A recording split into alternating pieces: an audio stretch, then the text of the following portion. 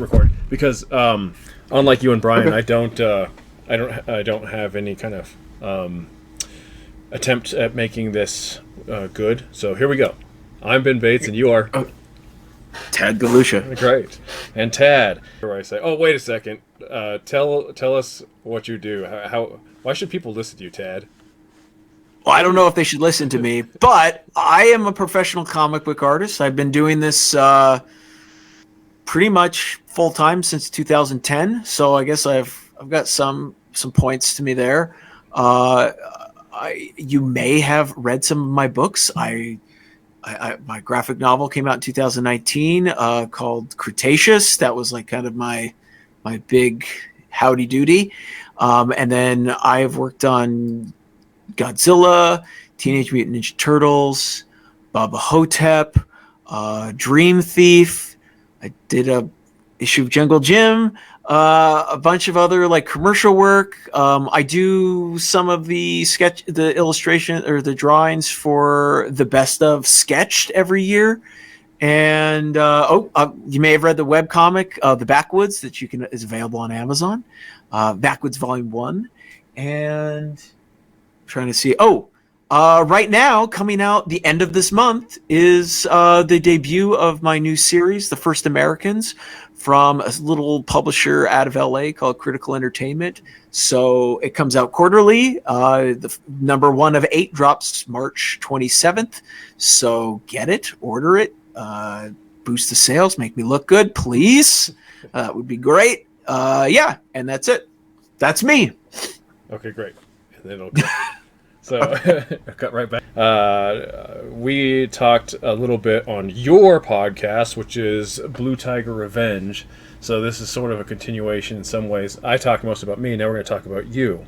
So one thing that I can't remember if we talked about it in that interview, but what I was interested to learn recently is you had no intention of becoming a professional comic artist for a long time. No.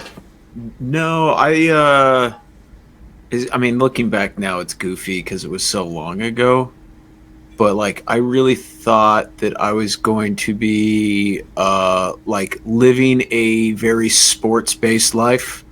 Like I was on early when I was younger, like high school. I was on track to do sports for as long as I could, and then I was kind of thinking like, well, I love this so much, I'm going to transition into some kind of coaching or whatever, position. Like, I mean, it's an unrealistic, um, plan, but I really thought that's where I was going to go. It just seemed like all the ducks were lining up. And then I got injured, and like anybody who gets a big injury, it's a complete game changer. You go from like, hey, I'm doing this to like, oh gosh, what do I do now?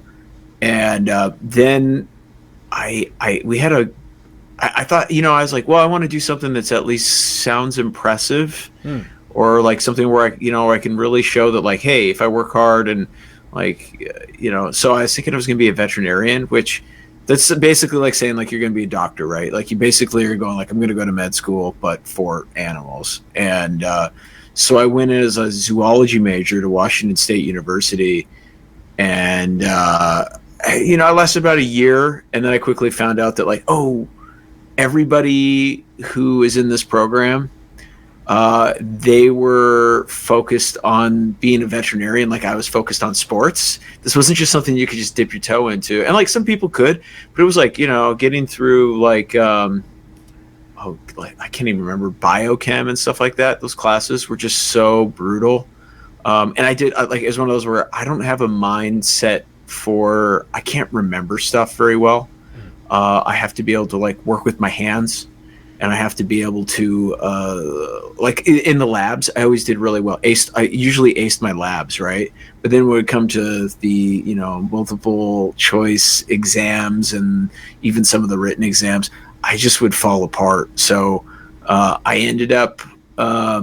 My dad ended up dying that year, and it gave me like one of our last pretty much our last conversation. He was like, do something that makes you happy. Like obviously it's not always going to be rainbows and sugarcane, right? But like do something that leaves some kind of. I think it was a lot of in a weird way. It was him like going like he felt like his life was a little bit wasted. Like like if you feel like you have potential in something, seek it out, try something. Don't just. And there's nothing wrong with like for for him it was like I got to get a job, I got kids, whatever. But I think he felt like is like, oh man, there's all this stuff I want to do, I didn't get to do it because time got cut in half, and so that really like hit me hard. Like, oh, okay, I should probably take advantage of life and try some stuff. And I'd always on the back burner always liked drawing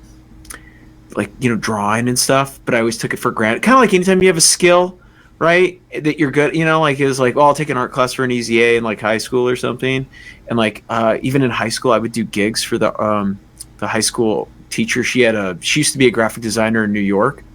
Way back, like 70s, early 80s.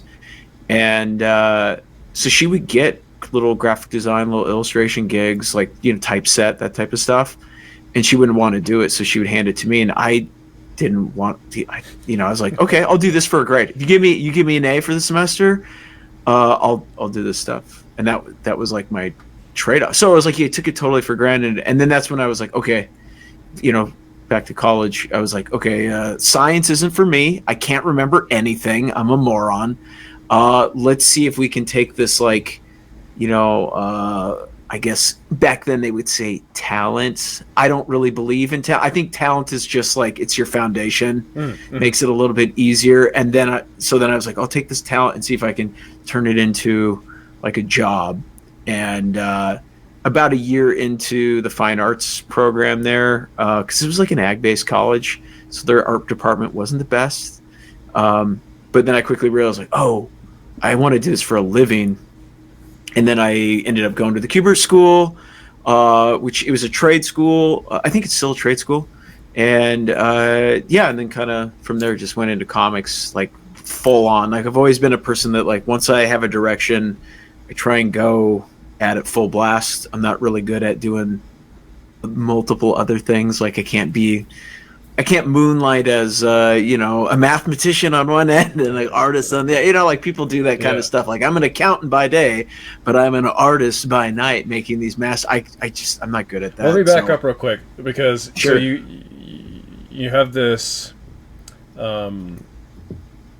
change of direction, and you're going to go to art, but art could go anywhere, right? You chose comic books. And so what I'm curious about is how you came to that decision.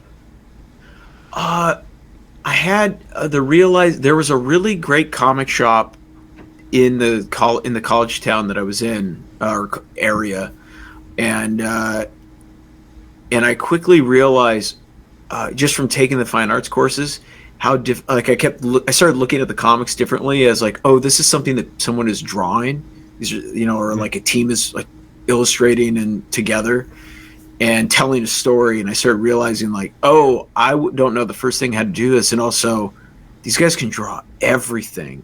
I was looking at like a buddy gave me Earth X, John Paul Leon's Earth X, because I was like a Marvel guy, like I didn't really know much. And then at that time, like Sin City came out. They did the big re-release for the Frank Miller movie. And like V for Vendetta, all the Alan Moore stuff was getting adapted into film, so they were doing this. Vertigo was doing a big re-release, and that was when I quickly realized, like, oh, this is way more impressive than any of these people that I'm. Again, no offense to the grad students, but it's way more impressive than any of the professors or any of the grad students in the college program I was in. Because, like I said, it was most of the people that were there, they were there to be professors, to get tenured, and like that was their shtick. They would do their gallery things, but there wasn't really anybody that could teach you like how to draw well or paint well or anything. And so I really liked that idea of like, oh, hey, this is kind of like when I was in sports mode of like, oh, if you can learn the set of skills and then refine those set of skill to like make yourself stand out, or like, I guess you could say in a sports term, be good, then it'll lead to like success and employment and everything that comes with that. And so for me, it was like more of a natural transition, and it like quickly found out like it's a super competitive arena. Everybody's jockeying for a job or pitching a project or something like that, and I really liked that. Like I was real like hungry at that time. I mean, I'm a little older now, so like still competitive, but not in that same sense. Like it took me a long time to figure that out. Of like, oh no, we're all like in this kind of together. It's more of a community rather than like oh, I have to beat this guy for this gig. It's more of like what, who can do what, whose style lends more appropriately to this type of storytelling, and everything that comes with it from there. But so you said you were a Marvel guy. So back when you were young and you were doing sports and stuff, are you reading comics? Is that part of your world? I read one comic. I had some other comics, but I read one comic religiously. Every month I got Captain America. I don't know why. He was always my favorite. I think it was like one part, like I like the whole mythos of, I love the sci-fi super soldier element, World War II stuff, because I guess in my mind, especially as a kid, it always seemed like, well, that could have been real. Like it seemed more practical than say like Batman, just a rich guy who's like, I'm just going to go fight crime. And I was like, that doesn't make sense. Like no one, it just didn't register with my brain. But Captain America, I was like, oh, he's not like Superman, so he's not ridiculous. Like, let's just make up powers for him. But he's like the Manhattan Project, but he's like a human weapon, and then he's turned loose and then frozen in ice. Oh, the serum made it so that he can't die. It just had all these elements to it. And so, there was an old antique store that was like, I was probably like 5 or 6 miles from my house. Out in these like it was like an old dilapidated like do you know what a grange is? I don't think so. It's like these areas where they used to like load grain into railways. So they would have these little towns that were around these areas. It was all shut down, but there was like a little cafe still and a little antique store there. The antique store sold old comics for really cheap. So I'd ride my bike out there and get these like Jack Kirby comics and not Joe Simon, that would be ridiculous. But like I got like a bunch of Steranko comics and you name anybody who worked on Captain America from the 60s up through probably the 80s. I was getting a hold of those books. And so I was reading like all these like old school guys, and I just thought this was like, I knew there was the newer stuff, but I thought everything was like Spawn and all that, and it didn't. I was one of the few kids that was like, everybody likes this, so I'm not going to like it, like that stupid thing. Yeah. So I was reading like basically just old school like Kirby and I don't know. And so where was this? Somebody. Where's this antique shop at? I don't know if it's still there. It's in a little, I guess you'd call it a township, essentially. Like East Coast term would be a township of Arlington, Washington. It was in a little town called Savannah, and Savannah's still there. I don't know if the antique stores are there, but I know the cafe's still there. Well, so, what's impressive is that they apparently had such an extensive collection of comics. They had all the Justice League, they had all the Avengers. That's insane. Yeah. All from like the 70s and stuff. And so a few of them were expensive, but for the most part they were like $3 a pop, maybe $5. Incredible. Yeah, and tons of Superman, Batman, all these vintage comics, and like no one knew about it. So I would just go, like I said, if it was a Saturday, my parents didn't care. Back then in the 90s, midnight, nobody gave a shit if you're like, oh, where are you going? I'm going to ride to Savannah. It's a 14-mile round trip on my bike. All right, well, okay, be back before it gets dark. Yes. That was it, And so I'd ride, sometimes I get one of the neighbor kids to go with me, and we'd ride out there and, buy some comic books and ride back. Something that's interesting is because I'm pretty sure that a sports background is not very common in comic book professionals. And yeah, I've met a few guys. A few, right? But I think that's not. I found mostly you get guys. The type of people that I see in comics are people that came to sports later in life, like like they're like in their 30s and they want to get in shape, so they started doing like like people love the jiu-jitsu stuff nowadays, or they start playing like basketball in a basketball league or softball or something like that. But yeah, it typically attracts like when I was at the Kubert school, they used to make fun of me. My like little cohort, right? Mm-hmm. They would give me a hard time because it's like, oh, hey, I bet you played sports in high school, loser, that kind of thing. Yeah, which is really, I'd always be like, this is the only place on the planet. I'm curious that the flip side. So you're in this sports thing. You're sports, a variety of sports, presumably, but mostly with wrestling, as I understand it. Or did you play exclusively wrestling? By the time I got to high school, I wasn't a big dude. I was a little dude. Gotcha. So I didn't grow until I got out of high school. So like when you're a little dude, like football, like I loved football and all that kind of stuff, but I just wasn't big enough. Gotcha. You're not gonna make any high school football team if you're under 135 pounds, which I was. So yeah, wrestling was like my go-to, and so I would do that mostly. You were like I was doing freestyle, Greco-Roman. All that. I mean, it was such a great sport. I still follow it today. Like, it's the only sport I actually follow. Like, NCAA champion. Oh, Worlds is, coming up. Oh, my God. Well, the way that the Kubert School characters were making fun of you for sports, did any of the sports guys make fun of you for buying Captain America or being into... Nobody knew. Come on, man. This was the 90s. That was like the dirty secret. Like, everybody had their, like, I found out afterwards, one of our, like, he's like 4 years older than me, but he's like my best friend, one of my best friends now. I mean, like, his dirty secret was, I found out later, he was a big Warhammer guy. Like, he had all the Warhammer figures and all the novels and all that shit. But, like, dude, nobody knew. Like, no. Like, that was, if you wanted to get ostracized really fast, there was a few guys that could pull it off. There was one guy that I'm still real close with. He was like a big dork, but he was so charismatic.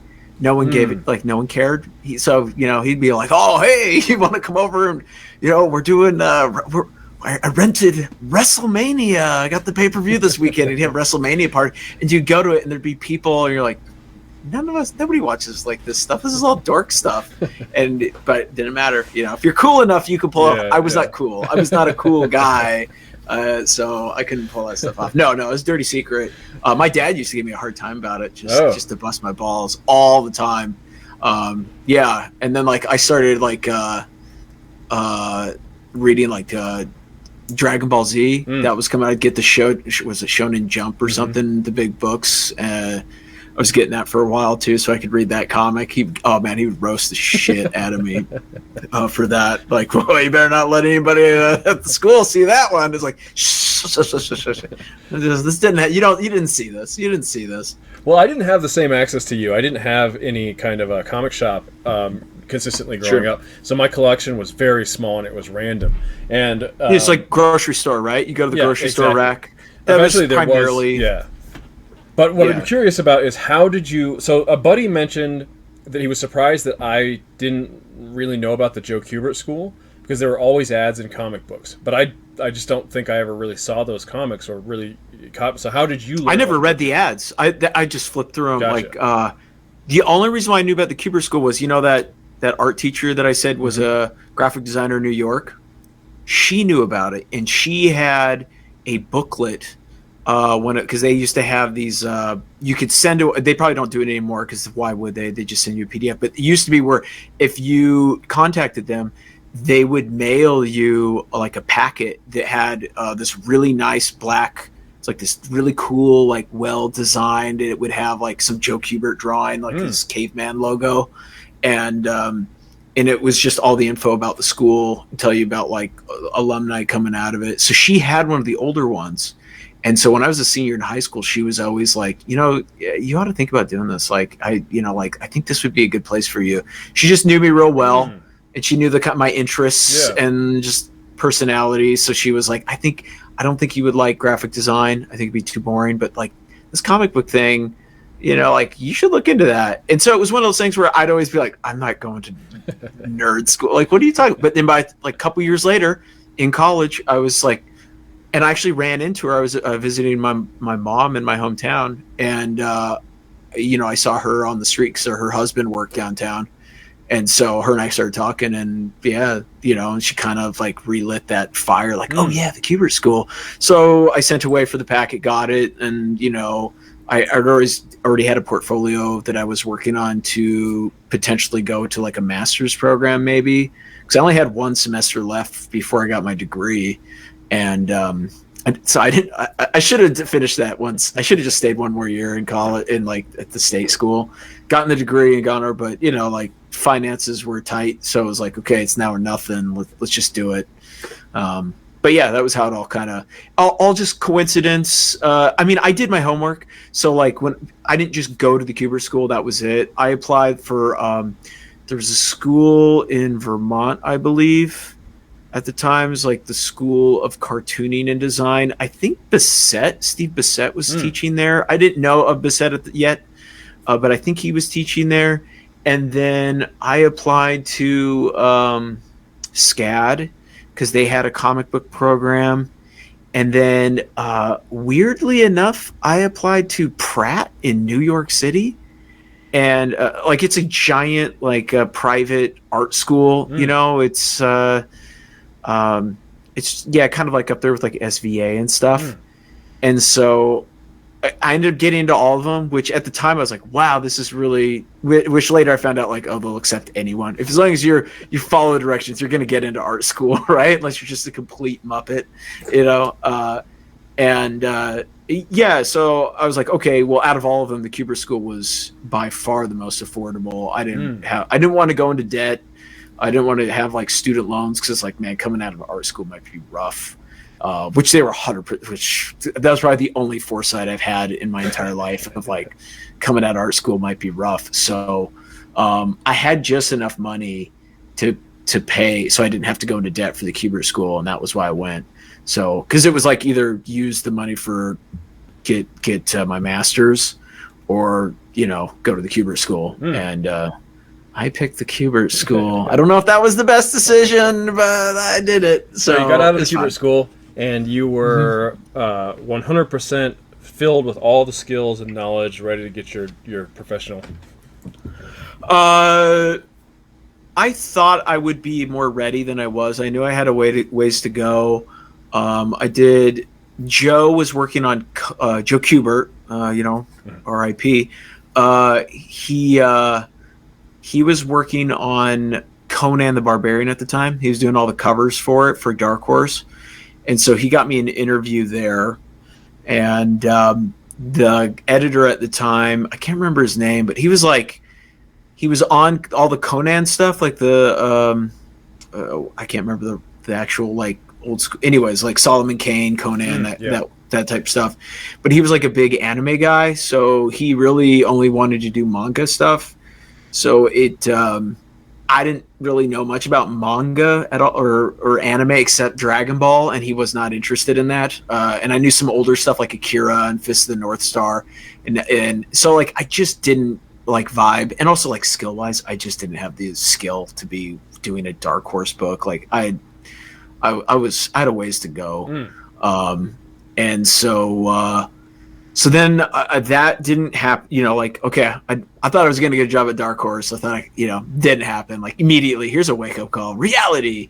And then I did an internship I interviewed for an internship at Periscope, which is where I met you. Now it's Helioscope. That did not go well either. Thank God there was some older alumni who, because during the interview, I remember they didn't like my artwork. The content and the stuff that I was doing, they didn't think was they had no interest in it. But luckily Ron Randall and Steve Lieber were there, and they recognized that like the one thing that I did have in my portfolio that was solid was storytelling. And so they let me do the internship, but I had like some weird ground rules at the time, which was really strange that they did. I don't know if I was the only guy that ever had that, or but it was like I'd be like there 5 days a week, 9 to 5. Like that was essentially like my schedule. That's not at all what my experience was like. So that I found that out with I've never talked to anyone else that had that, and I was like, why did I have that? I wonder why. It's really, I don't know. I should bring it up. I should bring it up with Steve now and be At like, some why point, was that yeah. instituted with me, but it wasn't with anybody else? And so like, I just ended up doing. I mean, it was. I didn't really fit in there very well. Like I enjoyed it. Like I liked the. It was great talk. Like Steve and Ron and I hit it off with them really good just because like we had all the same instructors. We were into all the same old school like gold and silver age books, all the new stuff like God, it was great getting to meet like guys like Dustin Weaver and stuff up there because they introduced me to all kinds of stuff I had just not aware. Yeah. Ron Chan introduced me to just like doing like corporate storyboards and stuff. Like there's a few younger guys that were older than me, but like not too much older where like they could kind of show me some cool stuff. But yeah, I came out of there a little like, okay, well, I don't really know what I'm going to do. Cause when I was there, I did coffee runs and then I did like, inks for people, or flats. And that was really it. And so like, I really didn't learn much. But I came back like a year later, or like 6 months later with like a new portfolio. And at that time, like I just had a bunch of stuff going on in my life. I had Lyme disease real bad while I was there, and I kept that like a secret. Yeah. So I was like on heavy medication, like because my Lyme disease got caught way late. So like I had the CDC calling me the whole time I was interning and everything. Yeah. So I was like dying every day, just trying to like, yep, no, let's So I came back, and then Lieber basically was like, "Oh, you've leveled up. There's a lot of guys around here that need like background artists," and which I quickly background. I hate that term background artist because you end up drawing so much more than just backgrounds a lot of times, and so I basically just ended up for like the next 5 years where I was working as like a ghost. Yeah, I was like ghosting for people had me come in and just ghost, and essentially you just draw the stuff that artists don't want to draw or don't have the time to draw, like the bullshit stuff. And I say bullshit, it's not that it's bullshit, it's very important, but it was all like the stuff that the average reader wasn't paying attention to, but it was essential to the storytelling. Yeah. And that was pretty much it. That was my journey, Yeah, and then to add a little bit, that I'm not going to explain here, but you're integral to my my career, which I explained that story on the episode of the podcast. So people, go listen to that on Blue Tiger Revenge. That's right. So eventually though, you're ghosting all this stuff, but the real reason obviously I wanted to talk to you is about you start to do creator-owned stuff. So during the 5-year process of your ghosting, I remember it a lot. Like I remember it pretty far back that you talking about this idea for a graphic novel that you wanted to do about dinosaurs. So when did that surface, and when did it move from being an idea that you were developing into something that you actually began to produce? Because at this point, your book is done, Cretaceous. Yeah, no, it's not essentially done. It's out. You can buy it on Amazon. And we can get into all that later, but excuse me. Anyways, so I got the idea at the Kubert School because I kept seeing Steve Bissett's comics all over his artwork all over, and I found out that he did a comic called Tyrant, and I got my hands on it. I think secondhand in like a back issue bin or something, and I got the whole series. It was great. It was everything that I wanted in comics. It blended it was just a non-traditional, because the Kubert School, as much as I love it, is very geared towards like Marvel, DC, right? Like it's kind of like like House of Superheroes, which is great. It's 80% of the American market. So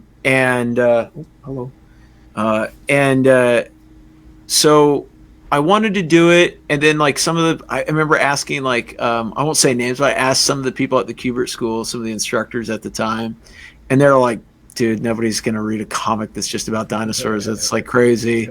And then I got to Helioscope, and I'd have these conversations with Lieber, and Lieber was like the biggest proponent of not like you know, breaking the mold and trying to do interesting things. That's good. And yeah, he's always like, oh, you have an idea for something? Let's hear it.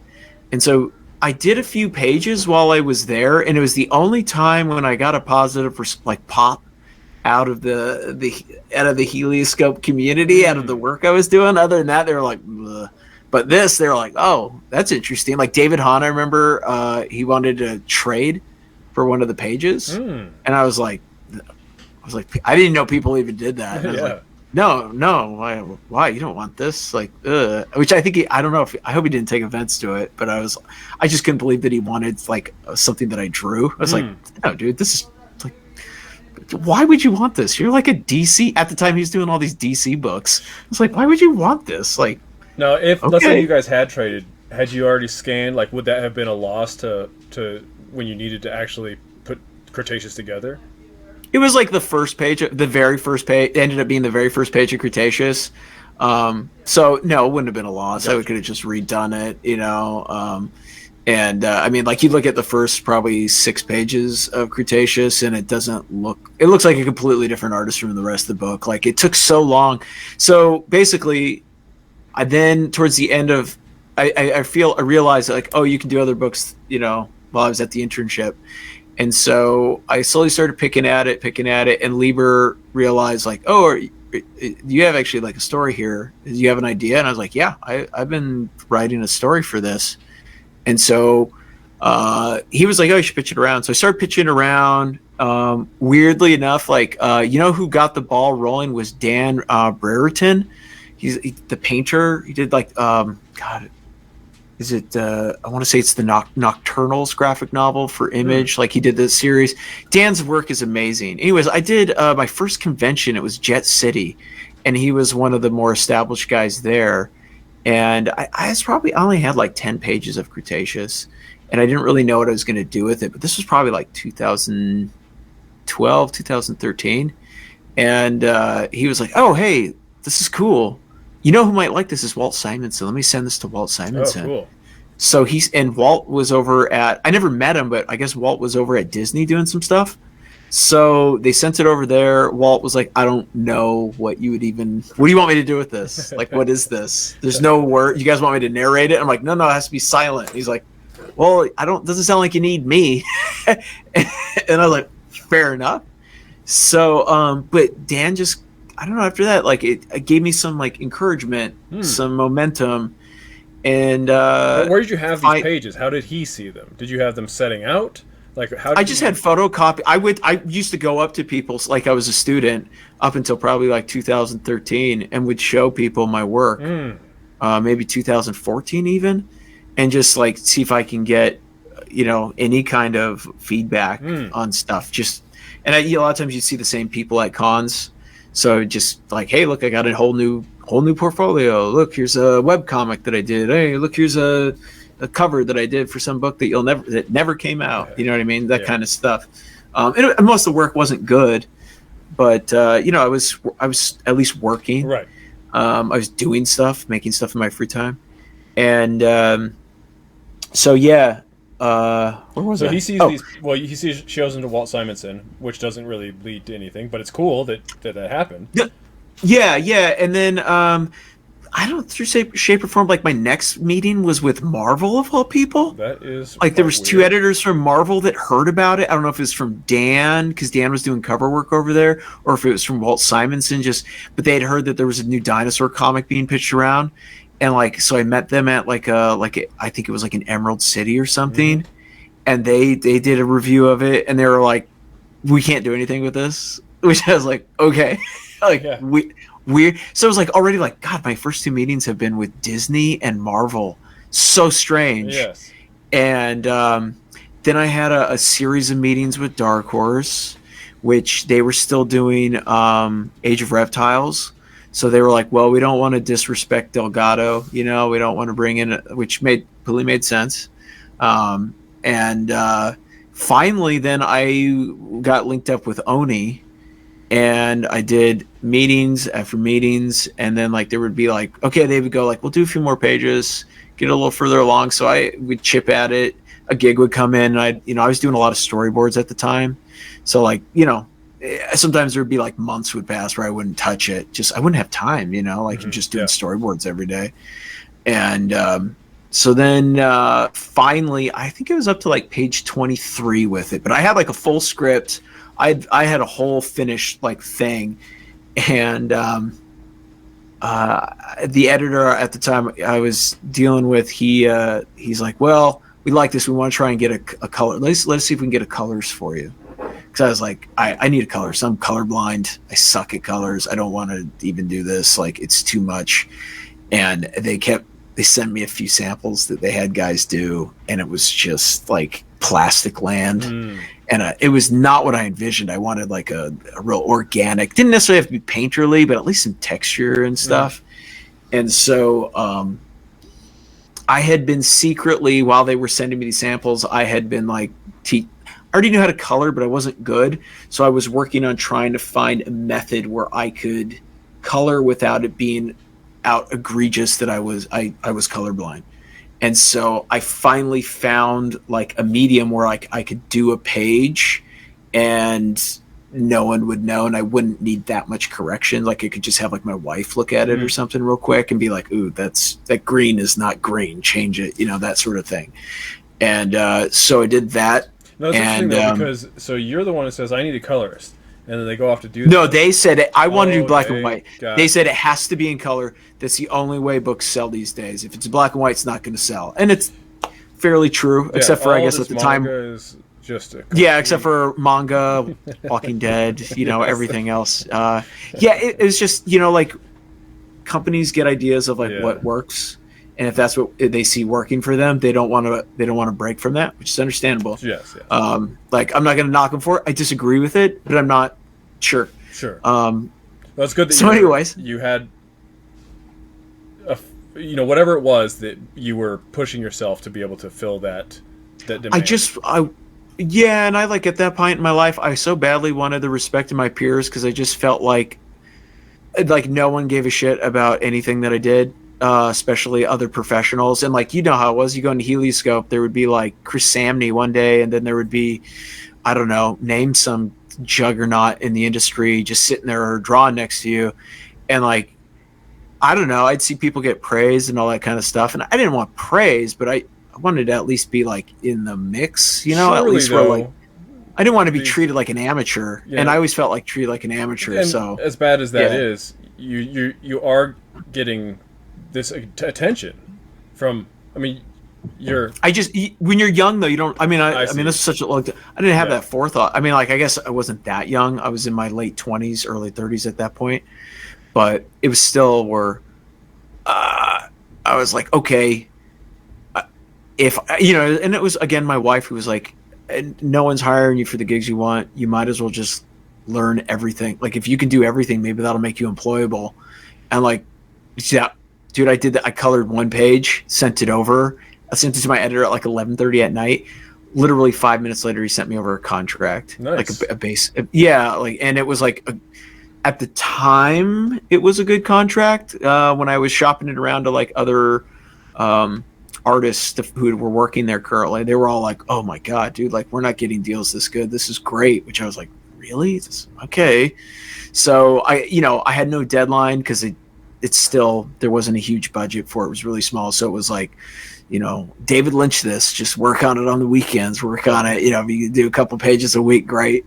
And that's what we did. And then around like 2018, or maybe it was 2017, I finally was like, okay, I'm just going to get it done. They got bought out by like a giant company. And then I was like, okay, I finished it and got the book done by like 2018. And then it came out in 2019. So let me back up real quick, because what I want to do is an insight into, you're chipping away little by little, developing Cretaceous. You're drawing pages as early as your internship with Periscope. But when does the actual full script get written? Wherein? I probably wrote that like around like 2012, 2013. I had blocked it out actually while I was interning, because that's when I wrote like the notes for it and did all my research, because my wife was on we would carpool into the city in the mornings, and I didn't have a key for the studio, and it was in up in a building, right? No one gave me a key or anything, so I would get into the city around like 4:30 in the morning, 5 in the morning, because my wife, she works in the medical field, so that's when she'd be starting her shift. So because we only had the one car, I would say just drop me off, and so I would go find a bench or go find a coffee shop, and I would sit and write and do notes and work on, okay, if I'm structuring a story, how would I do it? And so that's what I would do. And then I would do it, basically I would use like every morning from like 5 to, I think the building opened at 8. So from like 5 to 8:30, I would do story notes and research, and and I didn't even have, I don't even know if I had a cell phone back then. Maybe I did. I can't remember. I might not even have a cell phone yet. So like I was doing everything. Like I had a computer, so I'd find like, Wi-Fi spots at like a Starbucks, and like I would just try and hodgepodge, because I didn't really know anything about dinosaurs really at that point. I liked them, but I didn't. My knowledge was still like Jurassic Park, right? And it's kind of reflected in Cretaceous here and there. There's parts where it's like, like I could have known the anatomy of the animals a little bit better, but learning curves. So like turned out to be I would. Oh, go ahead. Sorry. A bit of a blessing in a way. So the fact that you were denied this, sort of like, I can't remember if they had given me a key when I was an intern or not. I don't remember that. But you arrived this place at 5:00 in the morning, and you were forced to fill time. To grind. Yes. It was forced to grind. Yes. So I was going from 4:30 to, and then my wife would usually get done around like 5, and that's when she would pick me up from the studio. Like I knew on schedule, like, okay, she's going to be in front of the building at that light there on 5th and whatever Avenue at 5:10. And so I would have my stuff packed up and be down there by that time. It was just, but so I was on a very regimented schedule. And when you're in the studio, like there's all these professionals around there. So like, I didn't want anyone to think that I was slacking. So, I didn't take lunch breaks or any of that kind of stuff. Later in life, once I got more comfortable with who I was in like my place, I didn't care. Like, I'll do whatever I want. Like, right. Who am I trying to impress here? No knock on anybody, but it was just when you're young, you want to like impress your peers and you want them to like respect you. And so like, I don't know, like I wanted to like set an example, like, oh, I'm here to work hard, who knows? So anyways, no, it was a blessing and a curse, like it was miserable, those mornings, because it was, I interned from, October through the 1st of January or something like that, or like the 5th of January. So like, it was like cold and rainy and just like, it was not, it was interesting though. I met a lot of like really interesting people, had a lot of conversations with like homeless people, or like dudes who were living on the street. So like, it's kind of interesting. It gives you a lot of, I don't know. I heard some really amazing stories, really amazing stories from some really interesting people that I think most people would probably just, like, bless your heart and walk by, or they would just pretend they didn't exist. But yeah, I mean, that was probably the most interesting part of my entire internship while I was doing that was the people that I would meet on the street, or like in the park at 5 in the morning, you know what I mean? Like that sort of thing. Yeah. All right. So you're blocking stories out, you're writing pieces down. When you go to the pitch with Oni, you've got the full script ready to go at that point? No. I didn't have the full script. I had probably like a 3-page or 2-page description, I would like almost like the beats. I had all the beats like broken down when I first. But I mean, it was like a 2.5-year process pitching with them. That's what I'm saying. What's interesting is you because this is the first biggest project that you've done for yourself. Am I correct in that? Like your own? Yeah.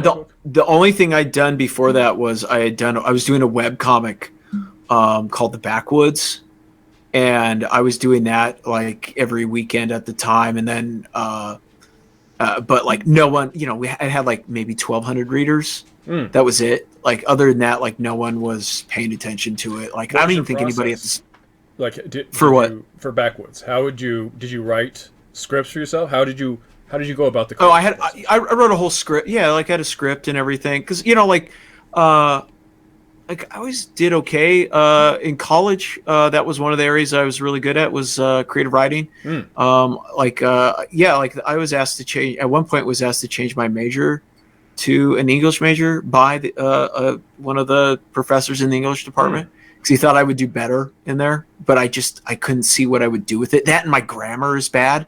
But it was creative writing was where I excelled. Was just like writing stories and being descriptive. And I don't know, I feel weird even saying excelled. You know what I mean? Like it came more natural, I guess, than like formal grammar. Like the idea of using voice on paper.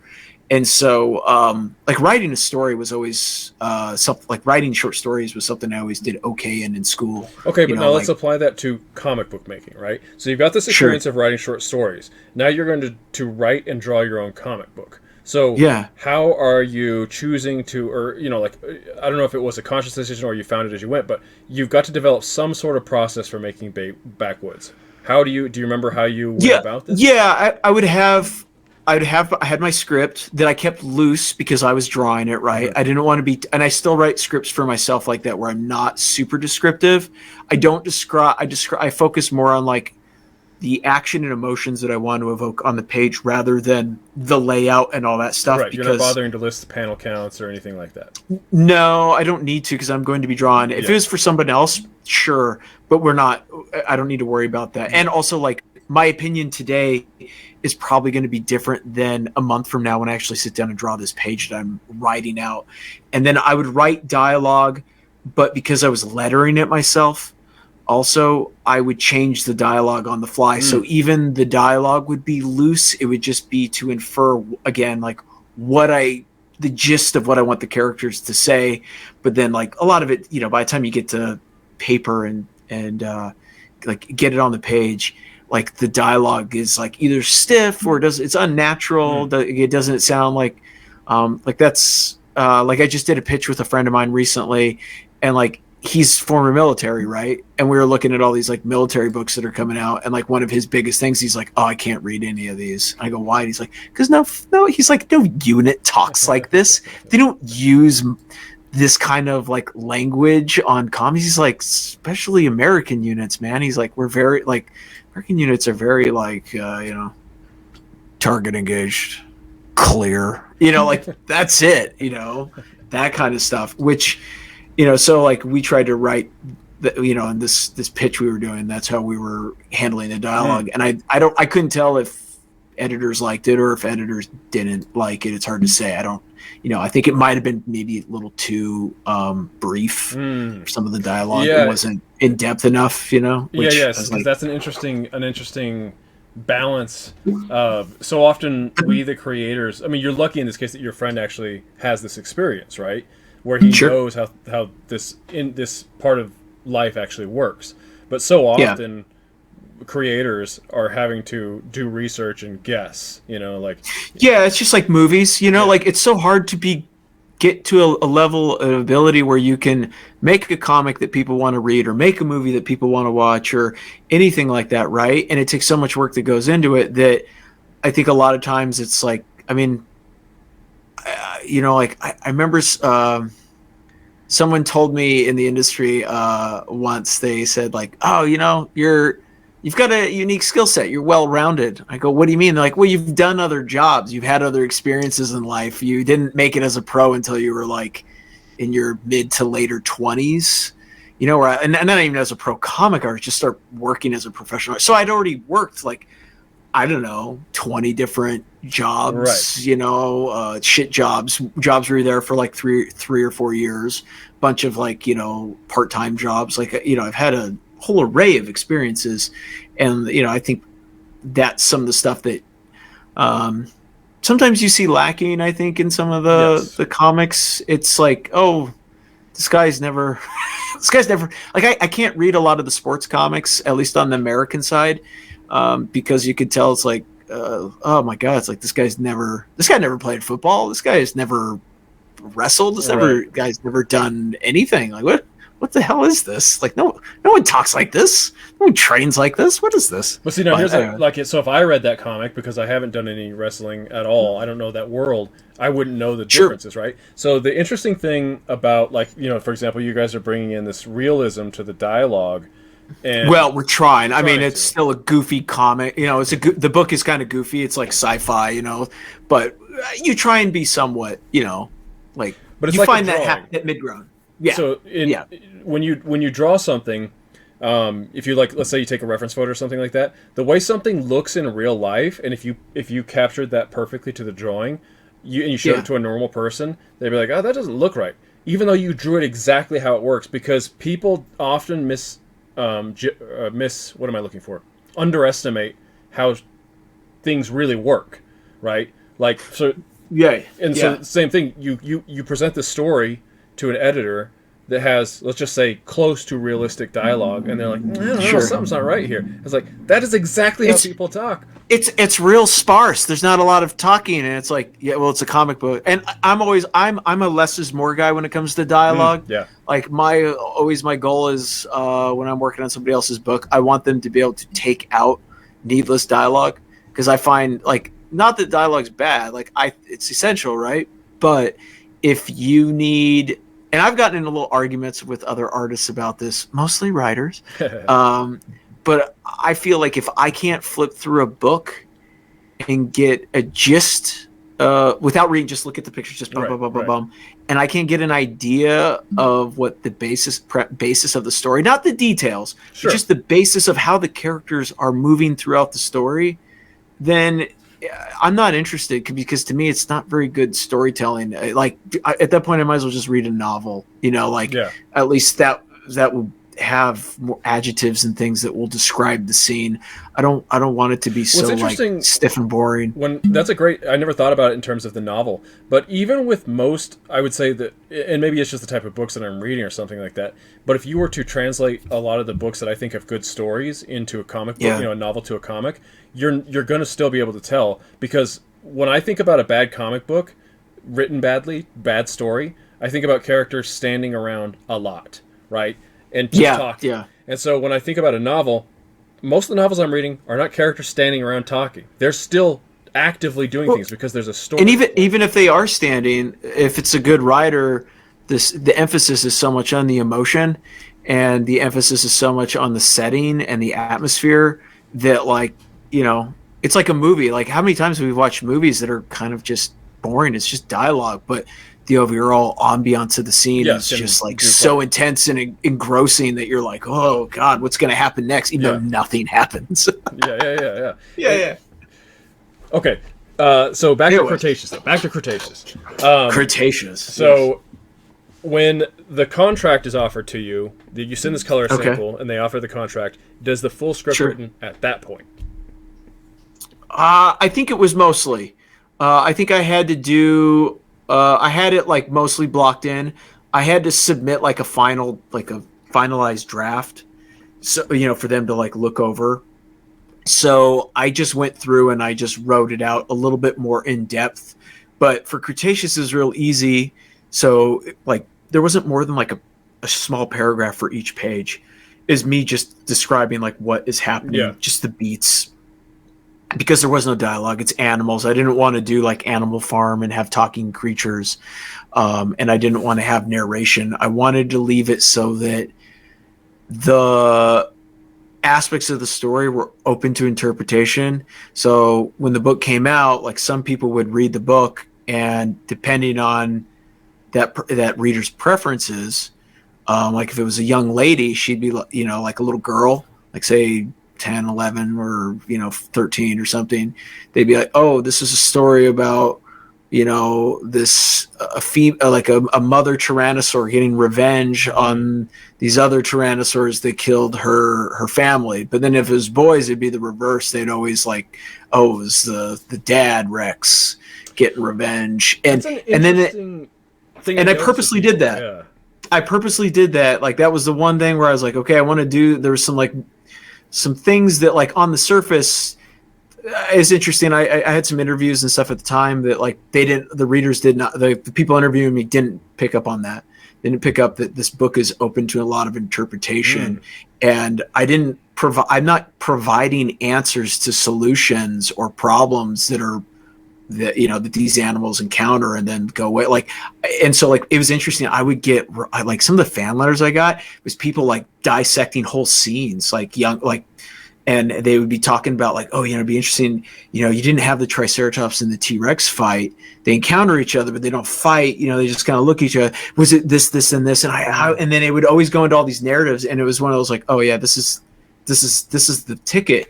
And then we later found out that the book was doing really, really well with people who are reading impaired and have problems with reading.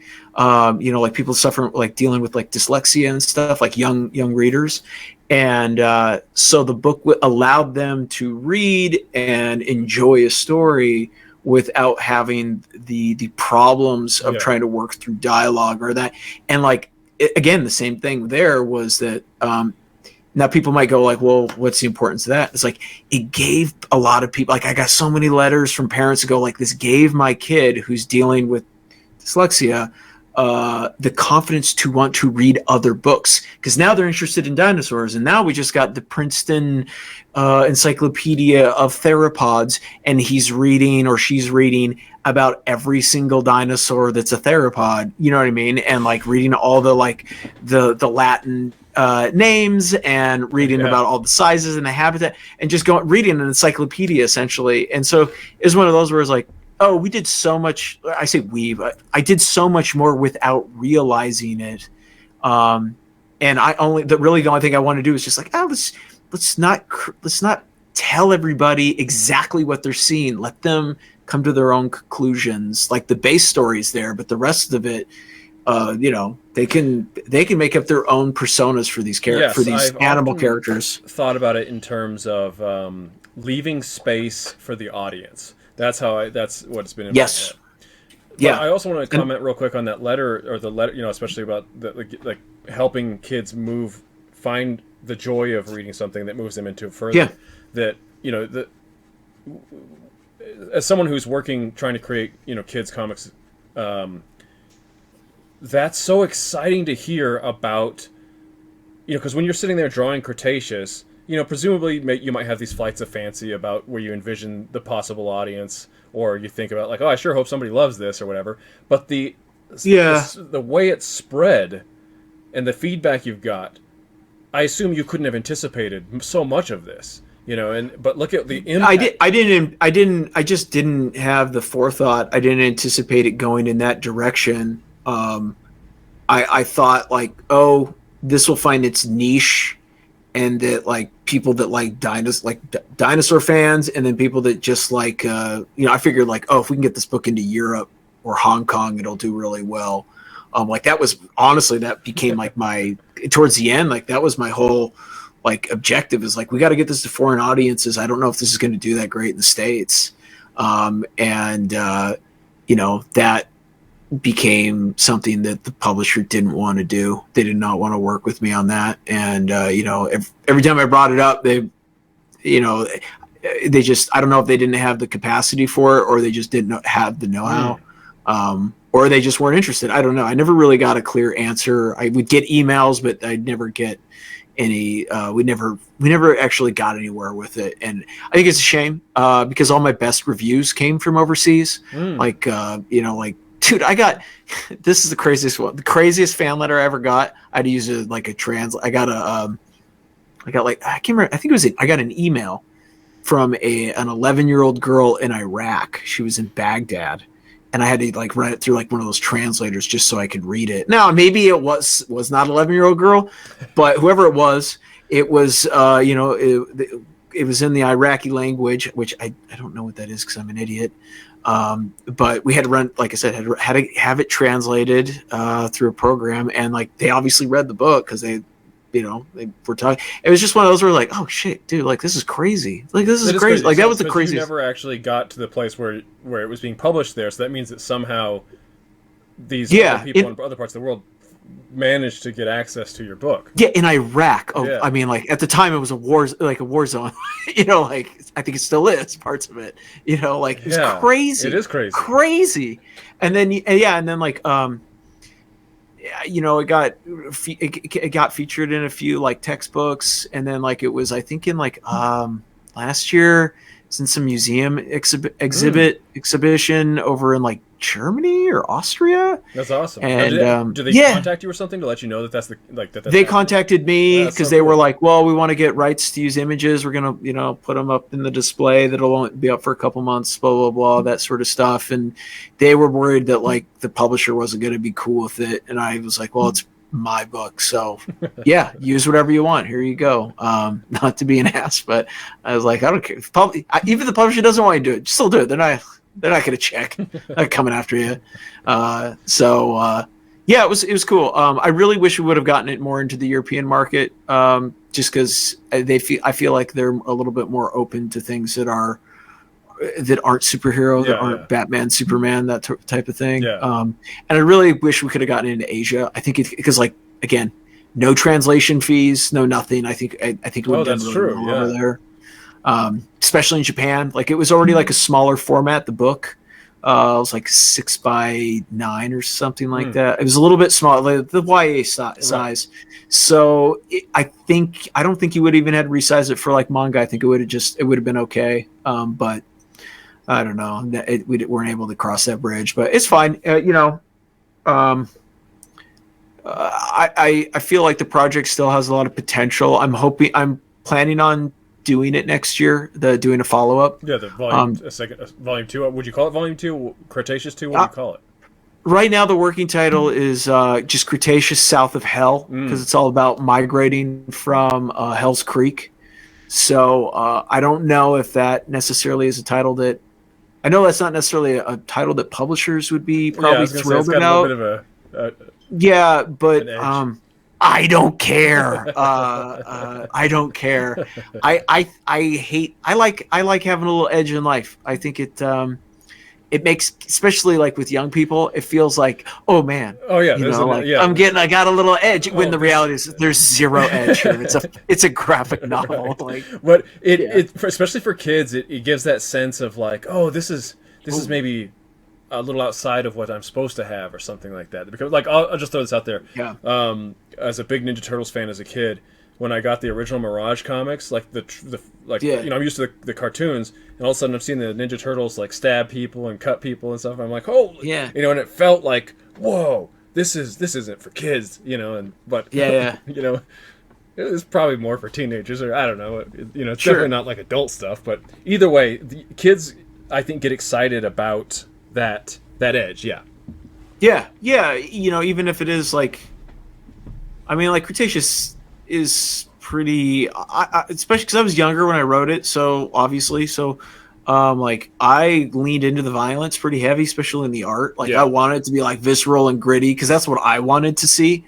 I've had some parents kind of be like, dude, you gotta I wish you would have toned down the violence a little bit. And I'm like, yeah, I'm also a kid of the 80s. Like, right. Most of us turned out pretty okay. And we had like The Thing and Predator, you know what I mean? RoboCop. Alien, RoboCop. Yeah. So it's like, I don't know. Like, I don't really see the issue. I don't have kids, so I can't say, but I don't know. Like that was one of the things I had with the publisher. They wanted to market it towards a younger, like they originally wanted it to be like 4 to 8 or something like that. 6 to 8, 6 to 9. I'm like, oh man, like this is like 10 and up. Yeah. Like, yeah, like what do you like? Well, but like young kids like dinosaurs. I'm like, hey, everybody likes dinosaurs. Yes. There's a reason why Jurassic Park and Jurassic World are still very prevalent today. Like people love that junk. Like it would have been such a drastic shift for your story, your tone, to have to to try and make it what would be safer for that younger audience? It would have been just the blood. There's, if you go flip through it, man, there's like big blood splatters everywhere. Right. If I would have toned that down, it probably would have been fine. But I never wanted the book to be for that young of an age bracket. I really butted heads with the company on that. They just could not wrap their heads around. It's thankfully so that you were able to not have to. But like, I don't know. This is what's fascinating, and this is ultimately what's. So you published traditionally. You pitched your project. Yeah. It was published, but and I know a little bit about this story, that doing that has its pitfalls, and that's what I'm saying. Like, luckily, you managed to overcome that challenge. It was great because all of a sudden, the reality is when you have a graphic novel like that come out, all of a sudden you're viewed in a very, very different light because it's so difficult to have something like that made. Like, to get a graphic novel from pitch to on the shelf is darn near impossible to get made, like with a major publisher, right? Yeah. And so, like, all of a sudden you're viewed very differently. You're the pretty girl at the dance, and you get a lot of attention, and you get to go to festivals, and you get to go be a guest at conventions, and that makes other people in the industry, your other peers, like especially writers, look at you. Like it does a lot for you. Now, it might, sometimes that comes at a price, whether it's financially or creatively. There's things that the publisher will want you to do because they think it'll be in the best interest of the sales. And, even though I'm like the age range in that, like they thought that would be the better interest for sales. Is that what you would include? Yeah. I would say, because that had to do with like the marketing stuff. And like, I mean, like, it's no surprise. It's probably no secret. Like, the release got botched pretty heavy. I was getting emails from stores around the U.S. going like, "I thought your book came out." I'm like, "It did. It came out." I can't remember. It was like March something. I think it was like a March 18th or something, or March 22nd. It was supposed to drop somewhere around that time period. And they're like, "We didn't get our books. We didn't get our books." And then we had people coming in to order them that they've since canceled the order because the book's not here. Because that's how people are. Some people, like, they've only got so much money to spend on something like this. If they're going to commit to something and it's not there, they're like, screw it, I'm out. There's other stuff coming. I will put the money towards that. And so there was some stores that just flat out didn't get their books. There was a lot of like weird communication.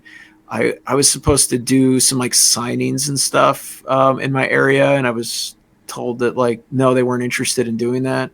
I was told a lot of weird information. Like, it was just, things got weird. I don't know if I rubbed somebody the wrong way over there. Like, it's all different people now, right? But at the time, I don't know if I made somebody mad. But then later, when I learned, without burying anybody, I guess, I learned that if you want to do stuff, just do it. Just do it. Because, like, I was trying to get guest spots to promote the book, and I was asked not to. Let's just put it that way, because they didn't want the creator setting it up. The company said they would set it up, and as in the publisher, and they never did that. They didn't do it. So when I started doing it, I was asked to stop. Basically, I was asked to stop promoting my book. I never got a reason why. I never got an answer to it, but I just was like, no, sorry. I'm going to keep doing that. So your advice is to just promote your book. That's what you're saying. Because people, yeah, if the publisher's not promoting it for you, then you should just promote it yourself. Because, like, there's not many bookshops here in Anchorage. I live in Anchorage, Alaska, right? There's only there's Bosco's, the comic shop. There's Tidal Wave, which is a new and used bookstore, which is great. And then you have a Barnes and Noble. Or is it Barnes? Yeah, Barnes and Noble. And dude, I went to the Barnes and I went myself. Just went down there, talked to the people that worked at Barnes and Noble. I was in there like a month later doing a signing, and we sold 90 books in 1 hour. That's fantastic. Yeah, and it was one of those where you're like, you're gonna sit there and tell me that this book isn't selling well. Like, obviously, if there's an interest for it, like if people see it, they're going to buy it.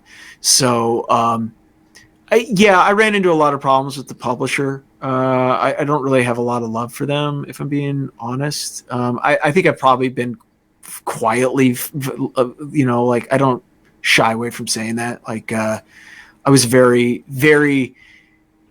Let's just say I was sold the farm when I signed on the contract about all the things that they were going to do for the book, and that I literally was told, get ready. This is going to be the next 10 years of your life. That's how successful this is going to be. And like, maybe that's just like the whole LA talk of like, just trying to rev you up. Yeah. Yeah. But I was sold a lot of like false promises and not a single I was told they were going to do a tour, and I was like, oh, cool. Well, the tour was, we're going to be at these locations. If you want to come and do a signing, you can pay your way. And I was like, that's not a tour. So it was weird. And then there's a bunch of other stuff that we don't really need to go into. Just contract violations, and, weird number stuff that didn't add up. So I don't know, at the time the company was also bought and sold to a larger company. So there, I was just left in limbo for like 3-4 years. Thank God for Jurassic World, because if it weren't for Jurassic World, I don't think I would have ever got any info on what was actually going on with the book. And even that was like speculative at best. Well, how so? Do you mean that was Cretaceous out in the world and then Jurassic World pumped up interest? Yeah,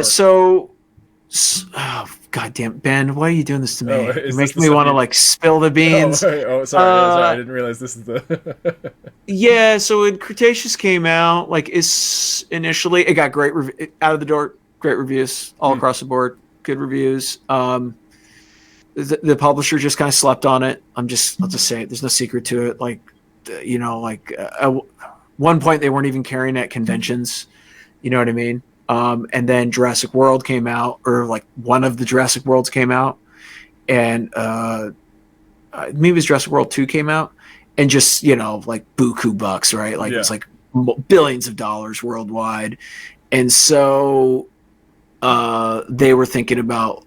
They were like, oh, maybe we could do something, we could do something with Cretaceous.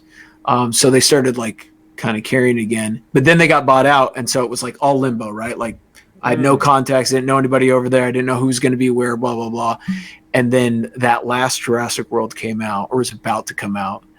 Dominion, I think it was called. I never saw it, but the company Oni got all excited because they had to have noticed, because Cretaceous was getting bundled with the original Michael Crichton Jurassic Park novel on Amazon, and it trended a bunch of times on Amazon. Yeah, so I was like, dude, it's got to be selling. Like, there's no way it's not, right? Like, it's got to be pulling in some big numbers. Now, how did you know that, though? Do you get an alert? Because you can look it all up on. You can look at what's trending on Amazon. Right, but so you went out of your way to be like, well, where's Cretaceous? I did. My wife did. My wife did all the research. I'm lucky to benefit from a very supportive wife who, because at that point I was like, I was like, I was pretty heartbroken. Yeah, gotcha. And so then they approached me about doing a sequel or a follow up, which I had, like 2 years earlier, had already approached them about, and they just kind of they gave me the like, yeah, that's a good idea, and then ghost. Yeah. Now all of a sudden, dinosaurs are big, but like I was like, you guys, we should have done this 2 years ago, so the book would be coming out right now. Especially since we already knew this movie was coming. Yeah. Like it's too late. And so I did all the pitch. I did all the pitch. Like rigmarole, I guess. And I had to walk away from it. Let's just put it that way. Like it wasn't doable. So that's when I decided, like, okay, I need to either just do this myself and find a means, or find like somebody like who's a little bit easier to work with, like in Image Comics, where they just want you to make the book. They don't, we'll distribute it. They'll put it out printed, but so we'll see next year. That's on my docket. Like that's my big let me explore that one real quick. So, sure. Through Image, I don't know if they do. The only thing I've ever known of Image is monthly issues. So yeah. Would you? Well, they do graphic novels once in a while. Do they? Okay. So yeah, I was going to ask, could you see Cretaceous being a monthly book?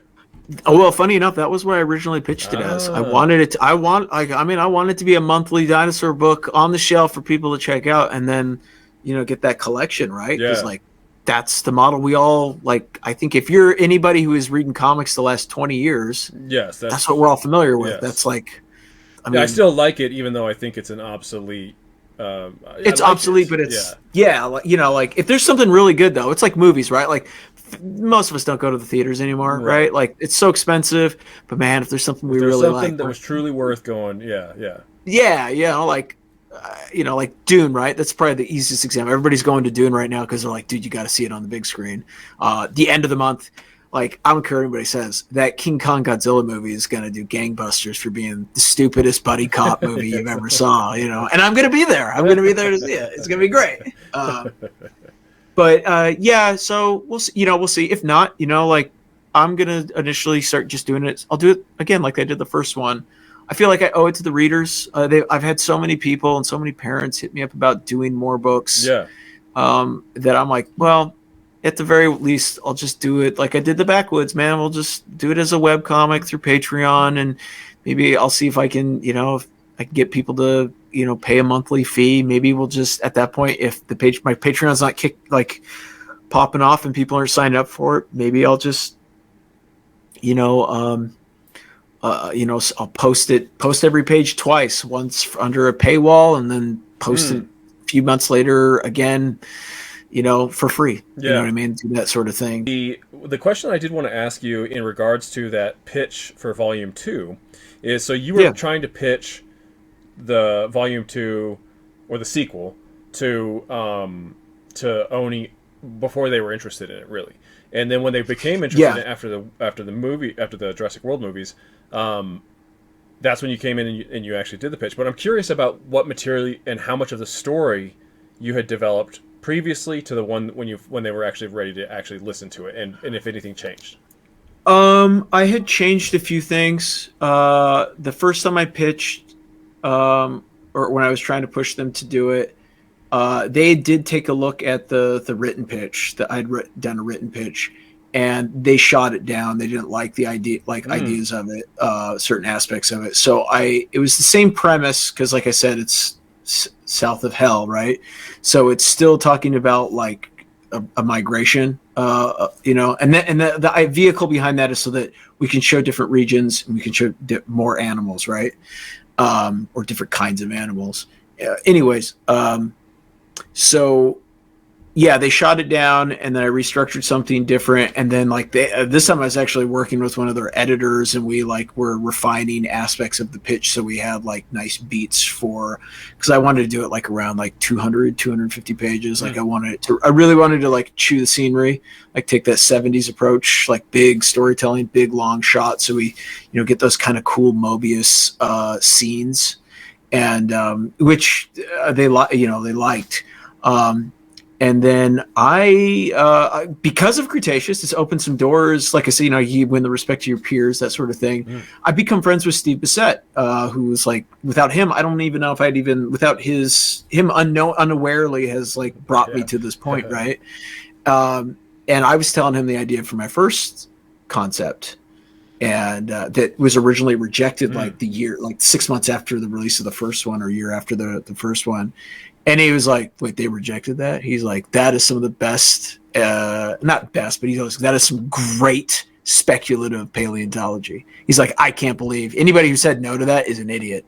Because I tried to base a lot of the actions off of what would animals in these situations do, and is there anything that I can model it from? And so I was looking at young male lions, and I was looking at some of the things that they have to do when they're in that juvenile stage where they're too old to be in a pride, but they're not big enough and old enough and strong enough, essentially, to take a pride, because that's it's the natural world. Like, hate to break, that's how a young lion gets a pride. He goes in, beats the shit out of some Just real quick, old lion. have you ever seen the documentary? God, what is it called? It's a lion documentary about a group of brothers. Who are the most. I know what you're talking about. Yeah, it came out a few years back. Yeah. No, I don't.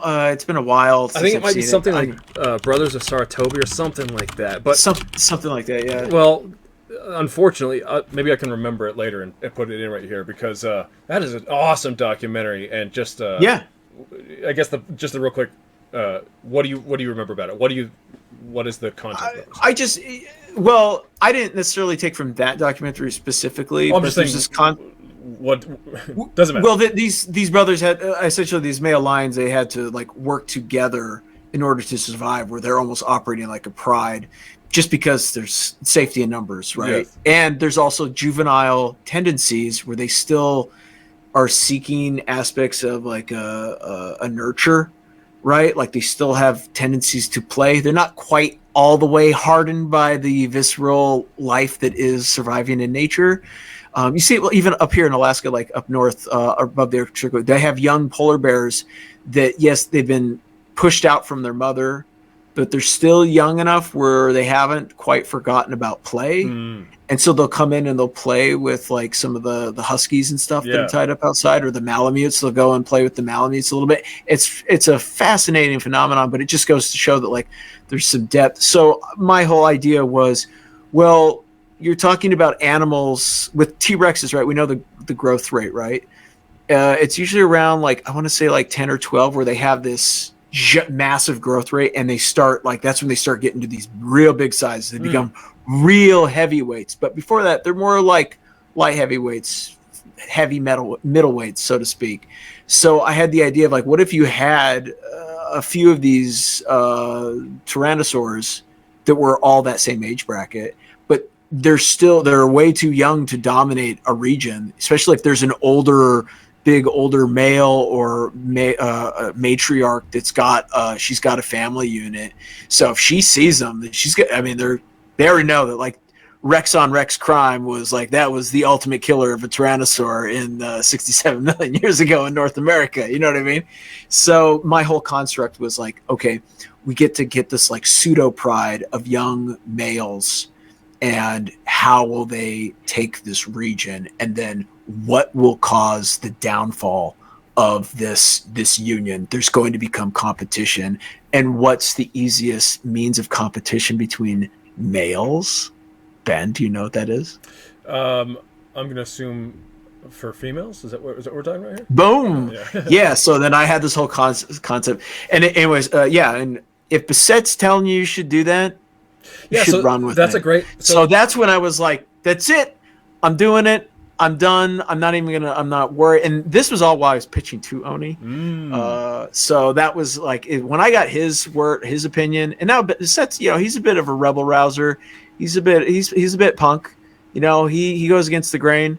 That might not be the best way to go if you want to have like a smooth career in comics. Yes. But I hate being treated like a commercial artist and not a fine artist, and I don't know why. So it shouldn't bother me, but I've invested too much in this art form and this like lifestyle to not do the kinds of stories that I want to do. Like, I have no problem doing like commercial stories for like big companies. That's great. But for something like this, Bassett's absolutely right. I should do exactly what I want to do. That you're returning to your original concept. And that was what I was curious about. It's like your original concept must have been more true to what you were wanting, and it does sound like it was. But could you, with the secondary version that you were developing, do you see value in that? Because it's still the same bones. It's still the migration. Like, I want to get into like basically what would be like the Texas, New Mexico region. So it'd be like Western Texas, New Mexico, right? Like that's where or Northern Mexico, that will be the area. So you'll get, it's just there'll be aspects of the story that'll be different. Like what I want to do now is much bigger, much grander than the first book, and or even what like the publisher even wanted me to do, because they wanted me to do something similar size. I'm like, no, if we're gonna do this, we got to do this the right way. I want 200 pages plus like room, because we've got a lot of stuff we got to cover, a lot of ground, both figuratively and literally. It needs to be covered. What's extremely, first of all, just the concept is extremely exciting. Like, I want to read this comic book. And me too. The question is what is the possible production of this thing take? I mean, what do you mean, like financially or time or just everything? Primarily. Like when can we see this start to come into existence? So I'll probably start writing it end of the summer. Okay. That's when I'll thank God nowadays there's so much dinosaur research and so much accessibility, where before, I don't know, when I was doing the first one, there just wasn't anything. Like, it was really hard to get access to stuff, where now it's like dinosaurs are kind of cool. They're kind of mainstream. Mm-hmm. And there's a lot of stuff you can get. Like, people love just reveling in like the details. Like, when I was doing the first one, I couldn't find anything on like amphibians, mammals, nothing in the area that wasn't actual like scientific literature. And like, dude, to read through those papers is so, I couldn't do it. Like, I need, like, give me like a nice diagram that's illustrated that shows like, oh, and then a paragraph description of each creature. That's really all I need. You know what I mean? Like, I don't need like, well, this is the mandible of what we think might be some mammalian that was 3 centimeters long, like that. I don't need that kind of like, but, yeah, I'll probably write it this summer, and then or the end of the summer, this fall, start production this winter of some kind, and then I'm hoping to have it probably I'll probably start posting pages. I'm hoping in January, February of 2025. So and I'm gonna start on my Patreon. I'll probably do it through Patreon I have a Patreon I call Narpig, which is like a pseudo imprint. I'm doing a graphic novel right now through there called Taiga. And so I wanted, like, that's more of like it's a weird kind of art house book. Like, it's nothing like Dinosaurs. It's like, I fully expect if people enjoy it, it's probably enjoy it more when it's done and it's like on a table at a convention, or hopefully maybe even on a shelf in a comic shop. So like, it's okay. Like, that one's slow going. That's fine. But it's a novella. I'll have that done by this winter, and then it'll be right into Cretaceous. And I've already kind of announced that, like, on the Patreon. Like, anybody can subscribe in it. So not that there's a lot of subscribers, but there's a few. Let's say that come January, I subscribe to your Patreon for Cretaceous South of Hell. And am I going to have access to Taiga? I don't know if you said the name Taiga, but. Taiga, no, Taiga will be on there. I'm not going to take it down. Patreon's pretty. I'm new to Patreon, a bit. But they have like, you can collect your posts. They have this nice collection. So there is a Taiga collection. So like, you can click on it and it's going to have all 100 pages of it or whatever end up landing at somewhere around there. And then I'm going to do the same for Cretaceous. And we'll probably start just doing it like a page a week. If the Patreon takes off, we get a ton of people subscribers, then great. Like anything, right? If something catches fire, the more energy you can start putting into it. But 4 pages for the way I want to do it. I'm probably going to do it black and white, but I want to do it a lot heavier. Like, it'll be like ink wash and really just really going crazy on the pages. Like, that's what I want to do. So we'll see how it goes. I mean, you never know. Yeah, I'm excited. You never know. I might end up coloring. I doubt it, because like I said, it's like, coloring is such a beast for me, and I don't think I'm ever going to be able to like conquer it. It's just, I hate to say that, like where I can just consistently just slam out pages over and over. Like, it always just slows me down so much, where it's like, man, I really want to just focus on the story and like the drawing. So these animals look perfect. Maybe I'll do it like they do manga, where like they'll do a few stories or a few, they'll do batches of pages that are black and white. Occasional color pages. And then maybe I'll do it that way. That might sounds be pretty cool because it gives you. That sounds actually really cool because it'll give you Yeah. A solid idea of what colors we should have in our mind for the rest of the pages. Yeah. Yeah, exactly. I think that's very exciting. Very exciting. All right, so if people wanted to, where would you like to send people aside from the Patreon? What social media? What's website? What's ideal? Just at Tad Galusha at Instagram. That's right. That's my main hub. If you happen to be visiting Anchorage, visiting Anchorage sometime this year, I'm doing monthly meetups at the Anchorage Museum. They have this auxiliary building called the Seed Lab, and I do. They go from 6 to 8 at night once a month. It's called Panel Breaks, panel_breaks. We have our first meeting March 23rd, so a couple weeks from now. And it's just hopefully some pros will show up, but it's just a free open access where I will look at people's portfolios or talk to people about their projects, or it's just building a sense of community. It's just a gathering of people who, whether at all levels, whether they are students or amateurs or pros, they just want to come and draw, hang out. You don't even have to draw. You can just come and hang out and talk. We've got, I know like this one, like David Harper of Sketch podcast, of the Off Panel. Is it Off Panel podcast and then Sketched? Anyways, David Harper will be there. Lee Post, he's going to be there at this coming one. So yeah, it should be good. I'm hoping it'll be a good turnout. We're doing that. Are they? Yeah. Do they live there? Yeah. It's just community people. I've got an email list, and I used to do it before the pandemic. Do these little meetups at like this little cafe where people could come and draw, and we'd have a few writers, local writers, comic writers, and some indie artists, guys who are doing like zines and some like cool like sticker projects and just indie comics, and people just come and hang out, and you build that sense of community, see what other people are doing, and then it's kind of nice where like, if you have something to look forward to once a month, like you want to get a little bit further in your project, you can breathe it, you can share your progress. It turned out to be a good thing for a lot of like there's some seniors in high school that were coming to it before they'd have their portfolios because they were looking at art schools, and we would talk about like going to the Kuber School or going to SCAD or something like that. Like what are realistic options and what you can expect from going to that. Like it is cool. It's fun it's hosted by the Anchorage Museum, but I pretty much they just give me the Seed Lab to do this, and it's just for fun. There's no like, I'm not doing it to get rich or anything. I'm not trying to sell people anything. It's just to have some kind of sense of community, especially in a place like this. It's so rural and spread out.